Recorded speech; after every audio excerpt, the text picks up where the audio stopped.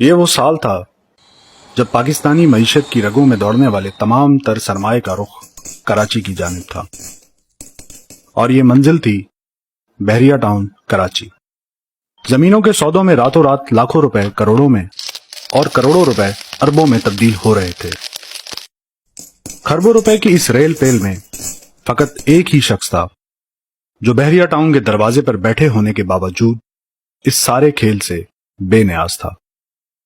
ملک ریاض کا وہ پڑوسی جس کے اکاؤنٹ میں لاکھ روپے بھی موجود نہ تھے، لیکن توکل اور قناعت کی مٹی میں گندھے ہوئے اس قلندر کے پاس استغنا کی دولت اتنی تھی کہ پورے ملک میں کوئی ثانی نہ تھا۔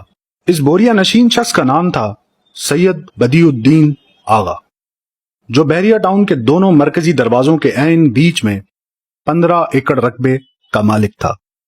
بحریہ ٹاؤن کی پیشانی پہ واقع اس زمین کی قیمت چند کروڑ سے شروع ہوئی اور پھر 42 ارب روپے تک جا پہنچی۔ بحریہ ٹاؤن کے سارے ہی بروکرز اس زمین کے در پہ تھے، لیکن اس شخص کے لبوں پہ فقط انکار تھا۔ اس شخص کی وہاں موجودگی ایک معمہ تھی، ایک ایسا راز جسے جاننے والا کوئی نہیں تھا۔ بحریہ ٹاؤن کے اندر 26 کلومیٹر طویل شاہراہ بچھائی جا چکی تھی، اور اس جناح کمرشل میں فقط 500 گز کے پلاٹ کی قیمت 14 کروڑ روپے تک پہنچ چکی تھی۔ بحریہ ٹاؤن کے اکاؤنٹس میں ہر 3 ماہ بعد 12 ارب سے زائد کی رقم منتقل ہو رہی تھی۔ اس وقت بھی اس شخص کو بحریہ ٹاؤن کی دولت خرید نہ سکی اور نہ ہی کوئی طاقت زیر کر سکی۔ اس کہانی کے کئی موڑ ہیں اور ہر موڑ پر ایک الگ ناقابل یقین داستان ہے۔ یہ ایک نئی دنیا کی کہانی ہے جو ظاہری آنکھ سے قدرے اوجل ہے۔ یہاں ایک طرف کنکریٹ کی بلند و بالا عمارتیں ہیں اور دوسری طرف توکل، اخلاص، علم و حلم میں گندی چھوٹی سی بستی ہے۔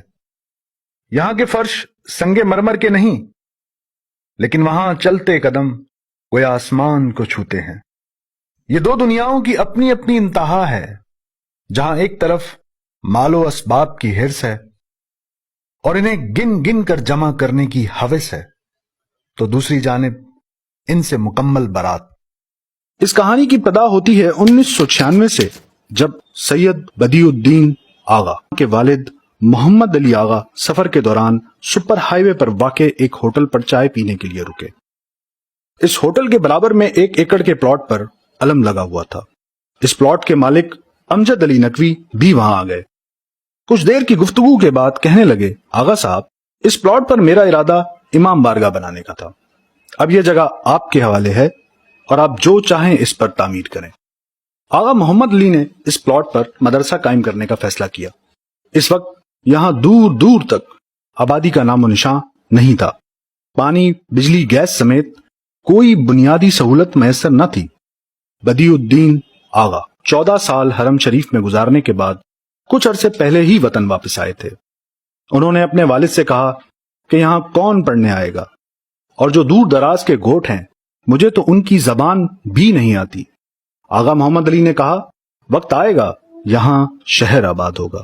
والد کے حکم کی تعمیل میں بدیع الدین آغا چند طالب علموں کے ساتھ کچھ عرصے میں واپس یہاں لوٹے اور خیموں میں اپنی رہائش اور مدرسہ قائم کر لیا۔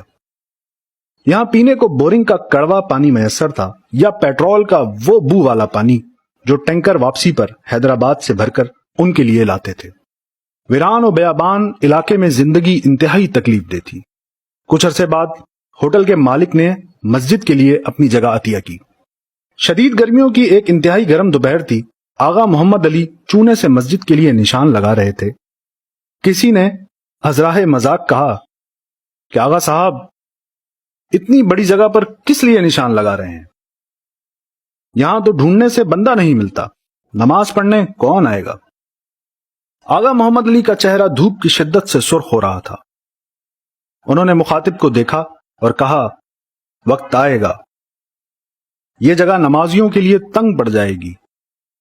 اگلے 12 سالوں میں ہوٹل کے مالک کے علاوہ امجد علی نقوی نے بھی اپنی زمین آغا صاحب کو فروخت کر دی۔ اب وہ یہاں 15 ایکڑ رقبے کے مالک تھے۔ 2007 میں جب آخری زمین خریدی تو بیانے کے لیے آغا صاحب نے اپنی ایک پرانی گاڑی فروخت کر کے 2 لاکھ روپے ادا کیے۔ بقیہ رقم کی ادائیگی کا کوئی ذریعہ نظر نہیں آتا تھا۔ اسی اثناء میں آغا صاحب عمرے کی ادائیگی کے لیے گئے، روضہ رسول پر حاضری دی اور کہا، نانا جان، بیانے کی رقم دے چکا ہوں، بقیہ ادائیگی کے لیے میرے پاس کچھ نہیں ہے۔ مسجد سے باہر نکلے تو کسی شخص نے آواز دی اور پوچھا کہ کس پریشانی میں ہیں؟ آغا صاحب نے پہلے منع کیا، پھر خیال آیا کہ ابھی روضہ رسول پر پریشانی کا اظہار کر رہے تھے اور ابھی انکار کر رہے ہو۔ آغا صاحب نے اپنی پریشانی بالآخر بتا دی۔ وہ شخص کچھ ہی دیر بعد واپس لوٹا اور پوری رقم نقد حوالے کر دی۔ 2013 میں جب بحریہ ٹاؤن کی تیاریاں شروع ہوئی تو گاؤں گوٹ خالی ہوتے چلے گئے۔ جس کی جو قیمت تھی وہ اس نے وصول کی، لیکن یہ مسجد اور مدرسہ اپنی جگہ موجود رہا۔ لالچ اور خوف کے ہتھ کنڈے یک کے بعد دیگرے آزمائے جاتے رہے، زمین کی قیمت بڑھتی چلی گئی اور بات کروڑوں سے اربوں پر چلی گئی، لیکن آغا صاحب کا انکار اقرار میں نہ بدل سکا۔ یہ وہ وقت تھا جب اس ویرانے سے ذرا پرے ناردرن بائی پاس پر آئے روز مبینہ پولیس مقابلوں میں لوگ مارے جا رہے تھے اور ان کا سرغنہ بحریہ ٹاؤن کے لیے زمین خالی کرانے کا غیر اعلانیہ ذمہ اٹھائے ہوئے تھا۔ بحریہ ٹاؤن اور زمین کے مالک میں یہ کشمکش چلتی رہی اور کوئی 3 سال قبل بحریہ ٹاؤن کی انتظامیہ زمین کی خریداری سے دستبردار ہو گئی۔ بحریہ ٹاؤن یہ قیمتی ترین جگہ کیوں نہ لے سکا؟ آغا صاحب نے یہ جگہ کیوں فروخت نہ کی؟ تصفیہ کیسے ہوا؟ ان سوالات کے جوابات کے لیے آغا صاحب نے بات کرنے سے معذرت کر لی۔ ان کے ایک قریبی ذریعے نے بتایا کہ 4 سال پہلے بہت دباؤ تھا، پولیس کی بھاری نفری آئے روز گھیراؤ کرتی تھی۔ آخری دفعہ جب پولیس نے بھاری مشینری کے ساتھ گھیراؤ کیا تو آغا صاحب نے کہا کہ ہم اہل بیت کو اللہ نے مظلوم بنایا ہے اور ہم قیامت تک مظلوم رہیں گے، اسی میں ہماری کامیابی ہے۔ لیکن آپ یہ ذہن میں رکھیں کہ ظلم کا نتیجہ اچھا نہیں ہوتا۔ اس دوران آغا بدیع الزماں عمرے کی ادائیگی کے لیے روانہ ہو گئے اور وہاں سے پیغام بھجوایا کہ بحریہ ٹاؤن والوں سے بات کریں۔ یہاں موجود مدرسہ کے منتظمین نے ملاقات کی کوشش کی، لیکن انہیں ملاقات کا وقت نہیں دیا گیا۔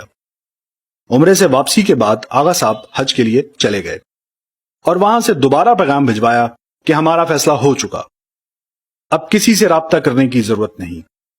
حج سے واپسی پر بحریہ ٹاؤن کی طرف سے رابطے شروع کیے گئے، لیکن آغا صاحب نے معذرت کر لی اور کہا کہ ہمارا فیصلہ ہو چکا۔ کچھ دنوں بعد آغا صاحب کو پیغام آیا کہ ملک ریاض ملنا چاہتے ہیں، لیکن سیکیورٹی کے مسائل کے باعث مدرسہ نہیں آ سکتے، آپ بحریہ ٹاؤن آ جائیں۔ آغا صاحب نے حامی بھر لی۔ ملاقات شروع ہوئی تو ملک ریاض نے کہا کہ آپ کیا چاہتے ہیں؟ آغا صاحب نے کہا آپ بتائیں آپ کیا چاہتے ہیں؟ ملک ریاض نے کہا کہ مجھے یہ زمین درکار ہے۔ آغا صاحب نے کہا کہ جب میں عمرے پر گیا تھا تو مجھے کہا گیا اس معاملے پر آپ سے بات کروں، اس وقت شاید میں یہ زمین دے دیتا، آپ نے ملاقات نہیں کی۔ بعد میں حج پر گیا تو یہ کہا گیا کہ زمین فروخت نہیں کرنی، فیصلہ ہو گیا ہے۔